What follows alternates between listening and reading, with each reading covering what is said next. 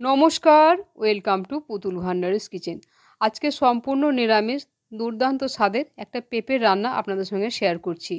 হয়তো এর আগে পেঁপেটা আপনারা এইভাবে কখনো রান্না করেননি, তাই এইভাবে একবার রান্না করে খাওয়ার অনুরোধ জানালাম। পেঁপে আমাদের শরীর পক্ষে বেশ ভালো, আর পেঁপে সারা বছরই প্রায় পাওয়া যায়। তা নিরামিষ দিনে যদি এরকম একটা পেঁপের তরকারি থাকে, তাহলে কোনো কিছু খাওয়ার জন্যই আর চিন্তা করতে হয় না। আর এই রান্নাটার মধ্যে কোনো বাটা মশলা বা গুঁড়ো মশলা দেবো না, নামমাত্র একটুখানি ভাজা মশলা দিয়ে আজকের আমি এই পেঁপের রান্নাটা করেছি। তা আশা করছি আপনাদের রান্নাটা দেখার পর খুব ভালো লাগবে। তা রান্নাটা যদি ভালো লাগে তাহলে প্লিজ দেখার পর একটা লাইক, শেয়ার, কমেন্ট করবেন। আর আপনি যদি আমার চ্যানেলে নতুন বন্ধু হয়ে থাকেন, প্লিজ আমার চ্যানেলটিকে সাবস্ক্রাইব করে পাশে থাকা বেল আইকনটা অন করে অল বাটনে ক্লিক করে রাখবেন। তাহলে আমার দেওয়ার সমস্ত রেসিপির নোটিফিকেশন আপনার কাছে প্রথম পৌঁছে যাবে। তা পেঁপে রান্না করবার জন্য একেবারে টাটকা একটা পেঁপে নিয়েছি। বর্ষাকালে পেঁপে খুব ভালো পাওয়া যায়, একেবারে টাটকা পেঁপে। তা পেঁপেটাকে খুব পরিষ্কার করে একবার ধুয়ে নিয়েছি। এখন পেঁপেটা আমি কেটে নেব। আজকে রান্নার জন্য গোটা পেঁপেটাই আমি নিচ্ছি। তাই পেঁপের মুখের দিকটা প্রথমে একটুখানি আমি কেটে নিচ্ছি। দেখুন পেঁপেটা কাটতে কাটতেই বোঝা যাচ্ছে যে পেঁপেটা কত টাটকা, পুরো ছুরিটার মধ্যে পেঁপের আঠা লেগে যাচ্ছে। তাই মুখের দিকটা একটু কেটে নিয়েছি, প্রচুর আঠা বেরিয়েছে। এখন আঠাটাকে প্রথমে একবার পরিষ্কার করে ধুয়ে নেব, তারপর পেঁপেটাকে খোসা ছাড়িয়ে বীজগুলো বের করে পেঁপেটা আমি কেটে তারপর আপনাদের দেখাচ্ছি। এখন পেঁপেটাকে খুব ভালো করে ধুয়ে পরিষ্কার করে খোসা ছাড়িয়ে বীজগুলো বের করে দিয়েছি। আর পেঁপেটা ভেতরে যে বীজগুলো ছিল সেগুলো পরিষ্কার করে না ছাড়িয়ে নিলে পেঁপেটা কিন্তু কষা কষা লাগে, তাই ভালো করে ছাড়িয়ে নিতে হবে। আর এইভাবে একটু বড় বড় ডুমো ডুমো করে কেটেছি। পেঁপেটা কাটার পরও আমি 3-4 বার খুব পরিষ্কার করে ধুয়ে নিয়েছি, কারণ পেঁপেটা একেবারে টাটকা ছিল। পেঁপের আঠা থাকলে কিন্তু পেঁপে রান্না করার পর একটু কষা লাগে, তাই পরিষ্কার করে ধুয়ে নিতে হবে। এখন পেঁপেটা সেদ্ধ করার জন্য সসপ্যানের মধ্যে সামান্য জল দিয়েছি, 1 চিমটে নুন দিয়ে দিলাম। একটু নুন দিয়ে পেঁপে সেদ্ধ করলে পেঁপেটা খুব তাড়াতাড়ি সেদ্ধ হয়ে যায়। নুনটা ভালোভাবে নাড়াচাড়া করে মিশিয়ে দিয়েছি। এখন কেটে রাখা পেঁপেগুলো দিয়ে দিলাম। পেঁপেটা নাড়াচাড়া করে একবার জলের মধ্যে ভালোভাবে ডুবিয়ে দিচ্ছি। এখন এটাকে মাঝারি আঁচে 4 থেকে 5 মিনিটের জন্য ঢাকা দিয়ে সেদ্ধ হতে দেব। তবে খেয়াল রাখতে হবে পেঁপেগুলো যেন একেবারে গলে না যায়। যদি পেঁপেগুলো সেদ্ধ করার সময় গলে যায়, তাহলে রান্না করার সময় একেবারে ভেঙে যাবে, রান্নাটা কিন্তু ভালো হবে না। ঠিক 4-5 মিনিট পরে এখন আমি ঢাকাটা খুলে দিচ্ছি। ঢাকাটা খুলে একটা পেঁপে তুলে আমি চেক করে দেখে নেব যে পেঁপেটা কীরকম সেদ্ধ হয়েছে। একটা তুলে নিয়েছি, চামচ দিয়ে কাটলাম, বেশ সহজেই কেটে গেল, কিন্তু একটু শক্ত আছে।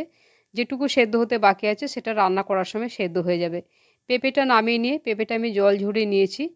এর মধ্যে আমি কোনো রকম জল রাখিনি। আর পেঁপেটা যদি কাটার পরে পরিষ্কার করে ধুয়ে নেওয়া যায়, তাহলে পেঁপে একেবারেই কষা হয় না। তাই পেঁপের জলটা আমি ফেলে না দিয়ে এই জলটা আমি বাটিতে রেখে দিয়েছি। এই জলটা দিয়ে আমি বাকি রান্নাটা করব। আপনারা যদি পেঁপের জলটা ফেলে দিতে চান সেক্ষেত্রে ফেলে দিতে পারেন, তবে আমার মনে হয় এই জলটার মধ্যে প্রচুর পুষ্টিগুণ আছে, তাই জলটা রেখে দেওয়াই ভালো। এখন রান্নার জন্য গ্যাস অন করে দিয়েছি। গ্যাস অন করার পরে 2 চামচ পরিমাণে দিয়ে দিচ্ছি সর্ষের তেল। আর এই তেলের মধ্যে খুব সামান্য পরিমাণে একটুখানি গোটা জিরে ফোড়নে দিয়ে দিচ্ছি। আজকের মেন ঝালটা আমি করব কাঁচা লঙ্কা দিয়ে। আমি 2টো কাঁচা লঙ্কা এইভাবে চিড়ে দিয়েছি। আপনারা চাইলে লঙ্কার পরিমাণটা বেশি বা কম করে নিতে পারেন। এর মধ্যে আমি কোনো গুঁড়ো লঙ্কা বা শুকনো লঙ্কা ব্যবহার করব না এই রান্নাটায়। একটা টমেটো পাতলা পাতলা করে কেটে রেখেছিলাম, টমেটো দিলাম। সামান্য 1 চিমটে নুন দিয়ে দিলাম, তাহলে টমেটোটা বেশ তাড়াতাড়ি নরম হয়ে যাবে। এখন কম আঁচে বেশ কিছুক্ষণ সময় নিয়ে টমেটোটাকে খুব ভালো করে নরম করে নিতে হবে। এই রান্নাটার মধ্যে আমি কোনো বাটা মশলা বা গুঁড়ো মশলা দেব না, তাই টমেটোটাকে খুব ভালো করে গলিয়ে ম্যাশ করে নিতে হবে, যাতে টমেটোটা বেশ মাখো মাখো হয়, তাহলে তরকারিটা বেশ মাখো মাখো হবে। আজকে আমার মতো করে এইভাবে একবার পেঁপেটা রান্না করে খেয়ে দেখবেন। একবার যদি এইভাবে পেঁপেটা নিরামিষ রান্না করেন, এত ভালো লাগবে যে এইভাবেই আপনাদের পেঁপেটা রান্না করে খেতে ইচ্ছে করবে। টমেটোটাকে বেশ অনেকক্ষণ ধরে এইভাবে নাড়াচাড়া করে খুন্তি দিয়ে চেপে চেপে একেবারে ম্যাশ করে নিয়েছি। একেবারে একটা বাটা মশলা মতো হয়ে গেছে টমেটোটা, তেল ছেড়ে দিয়েছে। এখন সেদ্ধ করে রাখা পেঁপেটা দিয়ে দিচ্ছি। পেঁপেটা দেওয়ার পরেও এই তেলের সাথে পেঁপেটাকে খুব ভালো করে একটু কষিয়ে নিতে হবে, যাতে পেঁপে সেদ্ধর গন্ধটা চলে যায়, যেন পেঁপেটা একটু ভাজা ভাজা হয়ে যায়। ততক্ষণ পর্যন্ত একটু কম আঁচে পেঁপেটাকে কষিয়ে নিতে হবে।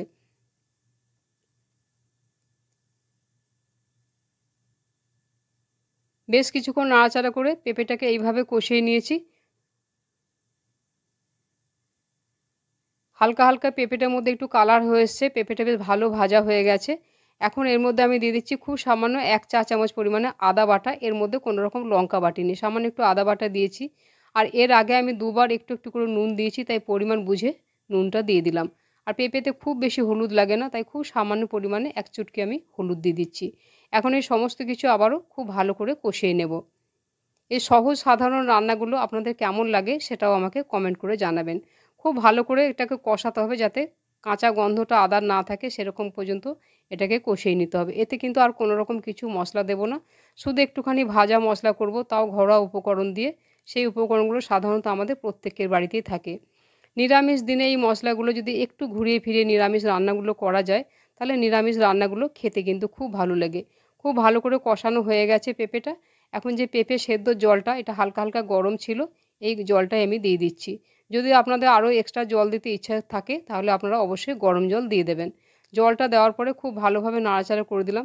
এই রান্নাটার জন্য আর আমার বেশি জল লাগবে না, কারণ পেঁপেটা অনেকখানি সেদ্ধ হয়ে গেছে।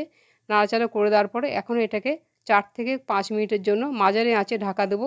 আঁচটা খুব বেশি কমিয়ে রাখবো না, তাহলে পেঁপেগুলো ভেঙে যেতে পারে। এখন সেই ভাজা মশলাটা আমি তৈরি করব। এপাশের ওভেনে একটা তড়কা প্যান বসিয়ে দিয়েছি। 2টো ছোটো এলাচ আর 2 টুকরো দিয়ে দিচ্ছি দারচিনি, আর সামান্য পরিমাণে 4 চামচে হাফ চামচ পরিমাণে দিয়ে দিচ্ছি গোটা ধনে।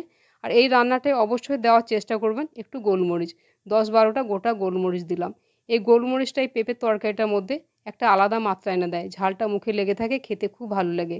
সামান্য একটু গোটা জিরে দিয়ে এই গোটা মশলাগুলো একবার হালকা করে একটু ভেজে নিচ্ছি। যখন এরকম ফুটতে শুরু করে দেবে তখন গ্যাসের ফ্লেমটাকে অফ করে দিয়ে এটা নামিয়ে রেখে ঠান্ডা করে এটা আমি গুঁড়ো করে নেব। এখন আমি দেখছি ঢাকাটা খুলে তরকারিটা কী পর্যায়ে আছে। প্রায় 4-5 মিনিট ঢাকা দিয়ে রেখেছিলাম। এখন একবার নাড়াচাড়া করে দেখে নেব যে যেটুকু সেদ্ধ হতে বাকি ছিল পেঁপেটা সেদ্ধ হয়েছে কি না। পেঁপেটা বেশ সুন্দর সেদ্ধ হয়ে গেছে, আর প্রত্যেকটা পেঁপে একই রকম গোটা গোটা আছে, এরকম যদি থাকে তাহলে পেঁপের তরকারি দেখতে বা খেতে খুব ভালো লাগে। পেঁপেগুলো যদি ভেঙে যায় সে রান্নাটা কিন্তু খেতে ভালো লাগে না। এখন স্বাদ অনুপাতে দিয়ে দিচ্ছি চিনি। এই রান্নাটা এর থেকে আর বেশি ঝোলটা আমি শুকোবো না, এরকমই আমি এটা ঝোল রাখবো। আর এই রান্নাটা একটু ঘি দিলে বেশ খুবই টেস্টি হয় রান্নাটা, নিরামিষ রান্না। আর এখন যে মশলাটা আমি ভেজে রেখেছিলাম সে ভেজে রাখা মশলাটা ওপর থেকে দিয়ে দিচ্ছি। এই ভাজা মশলাটা দিয়ে পেঁপের তরকারি যদি করেন এত সুন্দর একটা গন্ধ বেরোয়। যেদিন আপনারা রান্নাটা করবেন সেদিন দেখবেন অসম্ভব সুস্বাদু হয় রান্নাটা খেতে। ভাজা মশলাটা দেওয়ার পরে খুব ভালোভাবে একবার নাড়াচাড়া করে দিয়েছি। এখন গ্যাসের ফ্লেমটাকে আমি অফ করে দিয়ে এটাকে আমি জাস্ট 1 মিনিটের জন্য একবার ঢাকা দিয়ে দেবো। তাহলে ভাজা মশলার গন্ধটা তরকারিটার মধ্যে খুব ভালোভাবে মিশে যাবে। 1 মিনিট পরেই ঢাকাটা আমি খুলে দিচ্ছি। ঢাকাটা খুলে আবারও ভালোভাবে নাড়াচাড়া করে দিচ্ছি। দেখুন রান্নাটা দেখতে কত সুন্দর লাগছে। নিরামিষ যদি এরকম একটা পেঁপের তরকারি থাকে তাহলে নিরামিষ দিনে কোনো কিছু খাওয়ার জন্য আর চিন্তা করতে হবে না, রান্নাটা এতটাই সুস্বাদু হয় খেতে। আজকের এই পেঁপের তরকারি রান্নাটা যদি আপনাদের ভালো লাগে প্লিজ একটা লাইক শেয়ার কমেন্ট করবেন।